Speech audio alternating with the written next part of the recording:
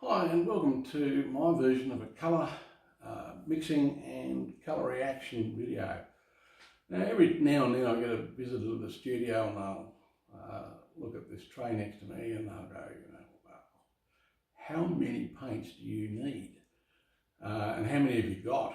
And the last time I counted, it's a little bit embarrassing maybe, 160.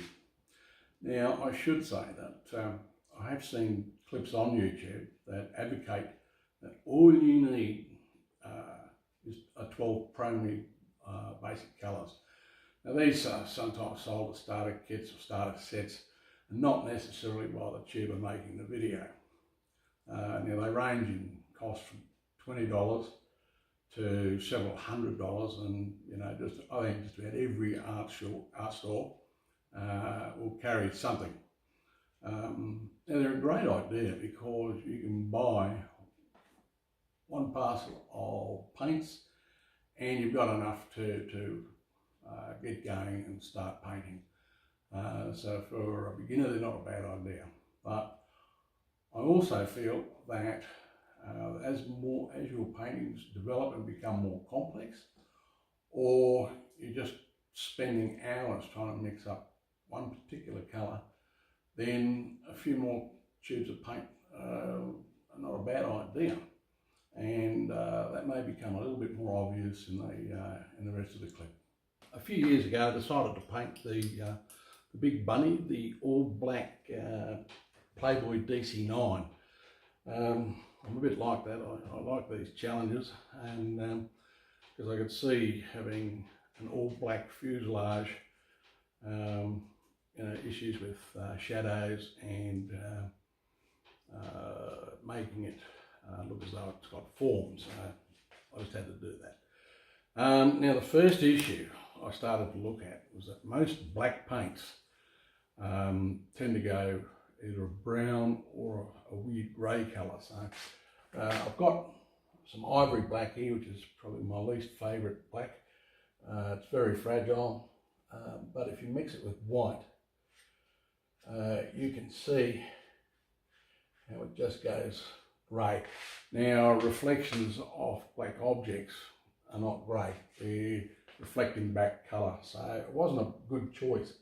Obviously if you're going to add blue to this black to reflect sky, it really does, it doesn't help the situation. This is a Scheveningen Blauw Licht, which is light blue. It's Old Holland. I wonder how many people don't buy Old Holland because they can't pronounce what's on the label. So yeah, having these colours blended and mixed just weren't going to work. So I had to think about something else. So my little problem wasn't easy to overcome initially, and I started doing more colour tests in order to find a compatible colour for the fuselage on the Big Bunny. I did turn to those the colour mixing Bibles. I've got 2 of them, and it just didn't help for various reasons, and I'm going to make a video about that as well. There's there's no point laying down paint in a realistic painting and not knowing what how the paint's going to react, how it's mixing or working with other colours in the painting. So that's why I make these test swatches, and because I was concerned that I was just going to end up with some black blob on the canvas where I wanted to see some detail. As I say, that was part of the challenge, which I find enjoyable. Okay, so when I discovered that ivory black and blue and white were not going to work for me for this painting, I looked at the way white paints, in particular titanium white and lead white, which is transparent, how they reacted with each other.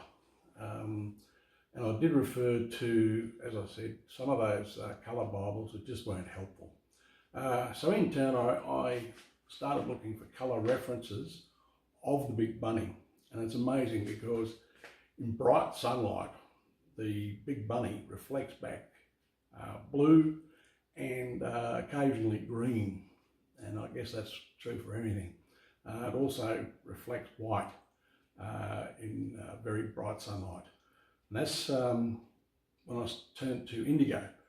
Now, as you'll see, colours aren't colours. Indigo can mean a lot of things, and I'll give you a demonstration about that right now. Okay, so here I've got 3 indigos.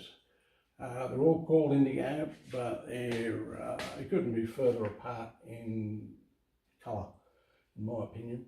Got them there, the Chardon, Williamsburg and Art Spectrum. Don't worry about that green cap on the Art Spectrum. That's me being I can't do anything, I'm not tidy, and I spilt some green ink on there some years ago.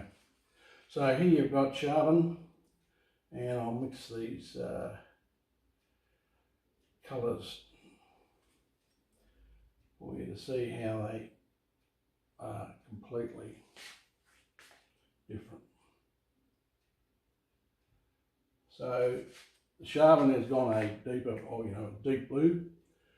The Williamsburg actually has a green tint to it, which reminds me of Caribbean blue. And the Art Spectrum indigo has actually gone grey. I don't know which one's actually correct. But because that's, I might just add some of this Sauvignon Field Citron, which is lemon yellow.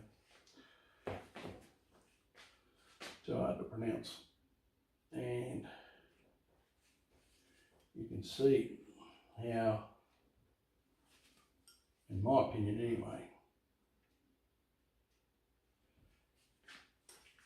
indigo is a far better choice when you're trying to reproduce blacks because they take to, they react more predictably with an extra colour. So you could add blue to this, as I did with the Big Bunny, and some of the reflections, you could add yellow for the green reflections, and so it's a good idea. If you've got 12 colours, you're not going to have 3 indigos. So that's an argument, I think an excellent argument to build up some of the colours. I've got 5 navel yellows. They're all different, and that's an excellent reason to do these colour studies before you put paint on.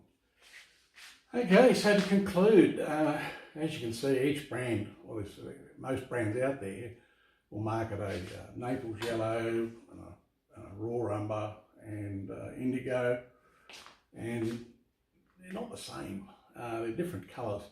So it's essential that, I find it's a very useful tool to do the colour studies before you put paint on a canvas. Your canvas is not the place to experiment.